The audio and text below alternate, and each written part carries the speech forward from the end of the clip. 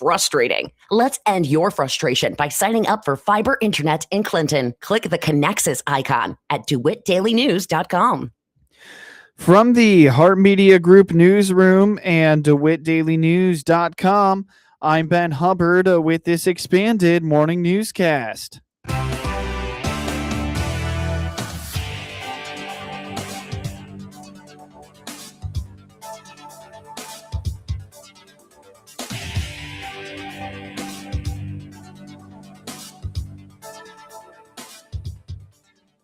Good morning and thanks for being with us. I'm your host today, Ben Hubbard. You're listening to the WHOW Morning Show. It's scholarship season, and a local nonprofit is reminding Clinton students to check out the many scholarships available. Terry Husted with the Clinton Community Education Foundation indicates that they have increased the amount of scholarships they are able to provide to Clinton High School seniors, now at 14. One of the larger offerings is an award of $20,000 over 4 years at a university. Well, we have quite a few scholarships now. We gain 1 to 3 every year, it seems like, recently. Yeah. And we're up to 14 scholarships now. Wow. And many of the scholarships have multiple parts. Like some may be for a full-time university, and some part might be for vocational or trade schools. So we offer something for everyone. Sure. One of them is for $5,000 per year for 4 years. That's one of the more substantial ones. There is a larger one that I won't get into right now, but it only comes out once every 4 years. I'd like to remind everybody to go back to www.ccef15.org. And when you get on the website, select the scholarship page, and then you can go look at all the scholarships. Chris Schaefer is the CCEF treasurer and notes that the organization strives to make scholarship money available to all types of students, from those seeking a 4-year education to those wanting to enter the trades. With that in mind, she encourages checking out the decision grid they've developed. Now, we were very fortunate this year. Chris came up with a great idea, and our board of directors worked together with her, and she developed something called a decision grid, which is like a matrix. And in that grid, it lists every scholarship and the sub-scholarship, the other parts of it, and highlights so you can see quickly which scholarship might apply to you. And as the seniors go through and look at those, they should be able to decide they're going to put in one application or multi-application. Gotcha. And then it tells whether they need to do an interview or if they just submit the application. So they have to submit the application right after spring break. They can submit it anytime, but the deadline is March 31st, which is a Tuesday, is right after spring break. Is that spring break. Tuesday, right? Yeah, right after spring break. All so right. I send out email reminders to them. Some seniors, many seniors, sign up at the college and career days at the high school in October, and then I'll send them reminders to get their applications in.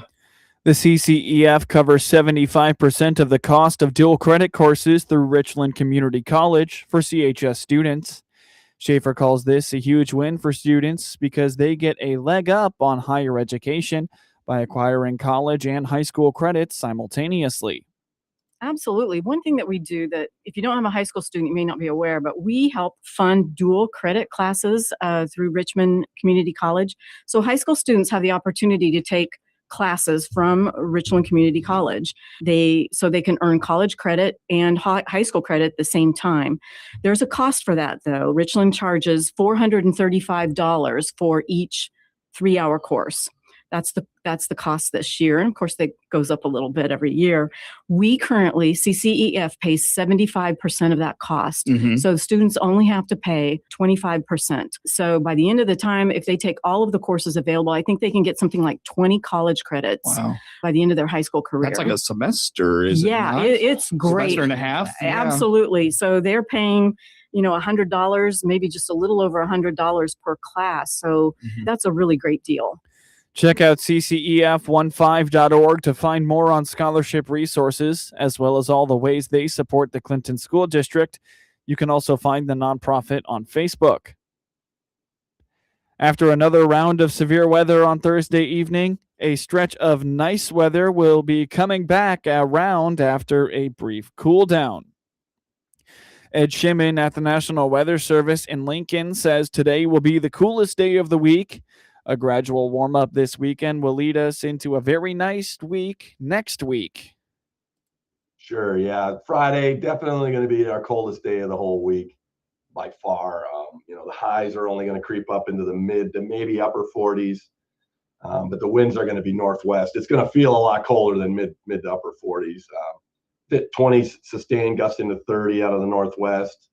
So just, kind of a, spring-ish with 40s, but definitely feeling colder and a little blustery there. Friday night into Saturday, we're going to get below freezing everywhere. Solid, hard freeze. I know some things are starting to grow, and it isn't going to be 28 for a long time, sub-freezing, but anytime you get down to 28 degrees, it could start, causing a little bit of damage to a few of the growing things. Turns around quickly. We get more warm air right away. Saturday already in the almost mid 50s. Southerly winds again. So the winds turn around really quick. Not all that breezy, but Saturday will be a pleasant day. I mean, low 50s. That's just right around normal, slightly below, and then the overnight lows Saturday night into Sunday will be around upper 30s. So not too bad, a little cool, but certainly nothing to, really complain about. We're going to be dry the rest of the weekend. Sunday will be really nice, low 60s, some south winds again there, but the cloud cover doesn't look too bad. I guess we're showing about 60% cloud cover. So maybe a few clouds drifting through the sky, but really a really nice day, I think. Shimon indicates the area is solidly in the above normal temperature range in the short-term outlooks, with some precipitation likely throughout the next couple of weeks. Yeah, above normal temps, solidly above normal, not just a little bit, but we're in the 70th to 80th percentile chance of above normal temperatures. So, we're looking pretty mild, and at that point in time, it's right around 60 degrees for normal high. So we're above normal solidly in that first week, or even first half of April, really. Is pegging the meter with above normal temperature outlook there, and above normal precip too. So there's going to be a few storms in there. So don't think it's going to be sunny and warm. It's going to be periodic, cold. Not a strong cold front, but certainly some storms are going to be in that first couple of weeks of April if we're really seeing the chance of above normal precipitation as high as it is too. Temperatures will return to the 70s next week. Now for your local obituaries. Ralph Greider, 87, of Anchor, Illinois, passed away at 6:12 a.m. March 21st, 2026 at his family home in Anchor. Calvert Funeral Home in Clinton is in charge of arrangements. Online condolences may be made at calvertmemorial.com. Marla R. Elderton, 76, of Clinton, passed away at 9:58 a.m. March 20th at the Ark at Normal. Calvert Funeral Home in Clinton is in charge of arrangements. Online condolences may be made at calvertmemorial.com. Get news anytime from your computer or your mobile device at DeWittDailyNews.com. Health isn't just something you think about when you're sick. At the SIU Center for Family Medicine in Lincoln, our doctors care for you through every stage of life. Annual checkups help you stay ahead of problems, keep your family healthy, and build a relationship with a doctor who knows you. Make preventative care part of your routine. Book your annual appointment online today by clicking their icon at DeWittDailyNews.com. SIU Medicine in Lincoln. Forward for you. Here's Clinton Save-A-Lot owner Dave Jackson on how he works to save you money every day. I watch the Educator market very carefully. I stay under these, supposed low-price chains. I make sure I'm under them. So anybody that's rushing to Educator or other towns to buy commodity items like flour and sugar and milk and eggs and things that matter are fooling themselves. We are cheaper or as cheap on all the items that matter, and I make sure of that. And as Dave always says, hope to see you soon. From the Hart Media Group Sports Desk, IL Sports Wire, and DeWittDailyNews.com, I'm Ben Hubbard with this local sports report. David Mirkovic had 14 points and 10 rebounds, and third-seeded Illinois Fighting Illini flexed its defensive muscles to eliminate last year's national runner-up from the NCAA tournament, beating Houston 65-55 in the South Region semifinals on Thursday night. Next up is a meeting Saturday with 9th-seeded Iowa to see which Big Ten team will advance to the Final Four. It will be the 11th Elite Eight appearance for Illinois, who improved to 27-8, and its second in 3 seasons under Brad Underwood. Star freshman point guard Kingston Flemings, who is expected to be an NBA lottery pick, had 11 points on 4 of 10 shooting, and Milos Uzan made just 2 of 11 shots for Houston, but they were far from the only Cougars who struggled offensively. The team shot just 34% in its lowest scoring game of the season. Illinois finished well under the 84.7 points a game it averaged entering Thursday, but its offense was still plenty powerful enough to send Houston back to its nearby campus. Keaton Wagler had 13 points and 12 rebounds for the Illini, and Andrei Stojakovic also scored 13. The Illini were up by 1 early in the second half when they broke it open with a 17-0 run for a 44-26 lead with about 12 minutes left. Jake Davis scored 5 points during the burst, including a three-pointer, and Mirkovic and Ben Hummerkaus capped it off with consecutive threes. The Cougars missed 7 consecutive shots as Illinois built its lead. When Uzan finally ended Houston's drought with a three-pointer with 11 minutes and 20 seconds left, it had been almost 7 minutes since the team had scored.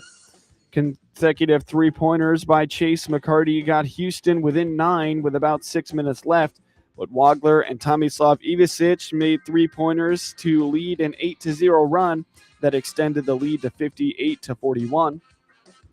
Wagler, the Big Ten Freshman of the Year, shot 4 of 14 from the field, but led the team in rebounds. Jacob Misirowski struck out 11 while allowing 1 run over 5 innings, and the Milwaukee Brewers trounced the Chicago White Sox 14-2 on Thursday. It was a tough one to start the season for the Sox, who fell 14-2. The Brewers in Milwaukee, but the Sox did have a pair of notable home runs as Chase Drought started the season off with a bang. A swing, a high fly ball out into deep left. He has led off the season with a home run. It's 1-0. Drought is the first White Sox player to ever hit a leadoff home run on opening day. The big splash of the offseason, Munetaka Murakami, also had a big home run, his first MLB career home run later in the game. 1-1 is hit a ton to right. First career homer for Murakami. The Sox have an off day Friday, but look to get on track Saturday evening with a 6:10 first pitch, 5:30 pregame right here on the ESPN 1000 Hard Rock Casino White Sox Radio Network. Sean Burke starts for Chicago, and Chad Patrick pitches for Milwaukee when the series resumes on Saturday. Brady House, Joey Weimer, and Jacob Young homered for Washington on opening day, and the Washington Nationals beat Alex Bregman and the Chicago Cubs 10-4 on Thursday for manager Blake Bertera's first win with the team. C.J. Abrams hit a tie-breaking 2-run single during Washington's 6-run fourth inning on a blustery overcast afternoon at Wrigley Field. Andres Chaparro had 2 hits and scored a run. Michael Busch had 3 hits for Chicago, which begins the season with World Series aspirations after losing to Milwaukee in the playoffs last year. Pete Crow Armstrong had 2 hits and 2 RBIs just days after agreeing to a $115 million 6-year contract with the Cubs. Bregman went 1 for 4 with a single and a walk in his first regular season game since signing a $175 million 5-year contract with the Cubs in free agency. Weimer hit a solo drive to left off Matthew Boyd in the second. Young capped Washington's 4th inning outburst with a 2-run shot off to right off Ben Brown, and House tacked on another 2-run drive in the 9th against Jacob Webb. Boyd, who is 0-1, was charged with 6 runs and 6 hits in 3 2/3 innings in his 3rd career opening day start. The left-hander struck out 7 and walked 1. Washington's Cade Cavalli allowed 3 runs, 2 earned, and 3 hits in 3 2/3 innings in his first start on opening day. Brad Lord, who is 1-0, pitched 2 1/3 innings of 1-run ball for the win. Following a day off, Miles Michaelis makes his first start for Washington on Saturday. Michaelis signed a $2.25 million 1-year deal with the Nationals in February. Cade Horton pitches for Chicago. Alec Burleson hit a 2-run homer to cap off an 8-run outburst in the 6th inning as the St. Louis Cardinals rallied for a 9-7 win over the Tampa Bay Rays on Thursday. Rookie J.J. Weatherholt also homered for St. Louis. Jonathan Arenado homered for Tampa Bay, which took a 7-1 lead with 6 runs in the top of the 6th. St. Louis answered back with 8 runs in its half, including run-scoring sac flies by Weatherholt and Ivan Herrera, which tied the game at 7-all. Burleson followed with a blast to right field. Both teams sent 11 batters to the plate in the inning. Johnny DeLuca had a 2-run single to highlight the 6th inning for Tampa Bay, which has won 4 of its previous 5 games on opening day. Riley O'Brien picked up the win with 1 1/3 innings of scoreless relief. Ryan Stanek earned the save. He struck out Richie Palacios with the bases loaded to end the game. St. Louis outfielder Nathan Church added a 2-run hit in the 6th. Church, Burleson, and Victor Scott II had 3 hits each. Yandy Diaz, Ben Williamson, and Nick Fortes had 3 hits each for the Rays. Tampa Bay starter Drew Rasmussen allowed just 1 run on 4 hits over 5 innings in his first opening day assignment. The Cardinals starter Matthew Liberatore surrendered 1 run on 7 hits in 5 innings. After a day off on Friday, Tampa Bay right-hander Joe Boyle will face right-handed pitcher Michael McGreevy in the second game of the 3-game set on Saturday. Alex Bump and Sean Coutier scored in the first 3 minutes of the game, and the Philadelphia Flyers used the fast start to cruise to a 5-1 win over the Chicago Blackhawks on Thursday night. Bump, Noah Cates, and Christian Dvorak had a goal and an assist each for the Flyers, who have won 6 of their last 8 games to stay in the chase for a wild card playoff spot.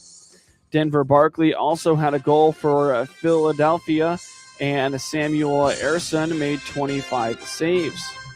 Connor Bedard scored his 30th career goal of the season for Chicago to become the 3rd Blackhawks player with a 30-goal season at age 20 or younger. Spencer Knight had 37 saves for Chicago. Bump scored just 48 seconds into the game, and Coutier made it 2-0 at 2 minutes and 33 seconds of the first. Barkley made it 3-0 at 5 minutes and 14 seconds of the second before Bedard got one back. Cates scored his 4th goal of the last 5 games with 7 minutes and 19 seconds to play in the second to make it 4-1. Dvorak scored with 25 seconds left in the second period. With an assist on Dvorak's goal, Cates has 40 points this season, a career single-season high. The Flyers outshot the Blackhawks 42-26 and won 61.8% of the faceoffs.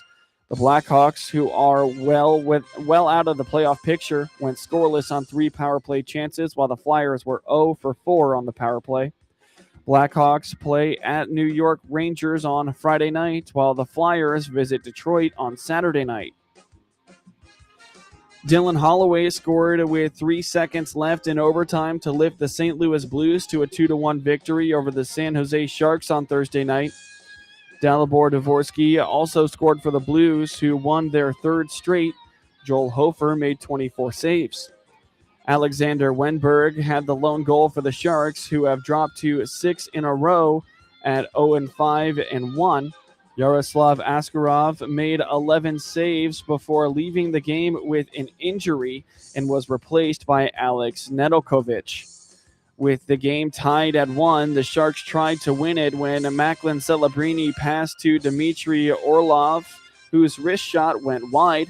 Philip Broberg got the rebound and sent a long pass down the left side to a streaking Holloway, who caught up with the puck, skated in front of the net, and put the backhander past Nedeljkovic for the win. Dvorsky gave the Blues a 1-0 lead in the second period off assists from Holloway and Jimmy Snuggerud. Wenberg tied it for the Sharks with a wrister 5 minutes and 4 seconds into the third. The Sharks play at Columbus on Saturday night, while the Blues host Toronto on Saturday night. In scores from NCAA men's basketball, Sweet 16 March Madness action from last night. 2-seed Purdue held on to beat 11-seed Texas 79-77. while 9th-seeded Iowa upset 4th-seed Nebraska 77-71, and top-seeded Arizona routed 4th-seed Arkansas 109-88. In Sweet 16 matchups tonight at 6:10 p.m., St. John's, who's the 5th seed, will take on 1-seed Duke. At 6:35 p.m., 4th-seeded Alabama plays 1-seed Michigan. At 8:45 p.m., 3rd-seeded Michigan State will play 2-seed UConn. And at 9:10 p.m., 6th-seeded Tennessee will play 2-seed Iowa State. In scores from around the NBA last night, the Detroit Pistons beat the New Orleans Pelicans 129-108. The Charlotte Hornets took down the New York Knicks 114-103. And the Orlando Magic took down the Sacramento Kings 121-117. In MLB opening day action from yesterday, the New York Mets beat the Pittsburgh Pirates 11-7, while the Baltimore Orioles beat the Minnesota Twins 2-1. The Boston Red Sox shut out the Cincinnati Reds 3-0, and the Detroit Tigers beat the San Diego Padres 8-2. The LA Angels shut out the Houston Astros 3-0, while the Philadelphia Phillies beat the Texas Rangers 5-3. The LA Dodgers beat the Arizona Diamondbacks 8-2, and the Cleveland Guardians took down the Seattle Mariners 6-4. In the NHL last night, the Montreal Canadiens beat the Columbus Blue Jackets 2-1, while the New York Islanders beat the Dallas Stars 2-1. The Minnesota Wild took down the Florida Panthers 3-2, while the Pittsburgh Penguins beat the Ottawa Senators 4-3 in a shootout victory. The Seattle Kraken beat the Tampa Bay Lightning 4-3 in overtime, while the Colorado Avalanche beat the Winnipeg Jets 3-2. The New Jersey Devils took down the Nashville Predators 4-2, and the Anaheim Ducks beat the Calgary Flames 3-2 in overtime. The Washington Capitals routed the Utah Mammoths 7-4, while the Edmonton Oilers beat the Las Vegas Golden Knights 4-3 in overtime, and the LA Kings shut out the Vancouver Canucks 4-0. Get highlights of your local high school program by finding IL SportsWire on your preferred social media platforms, and get local sports anytime at DeWittDailyNews.com.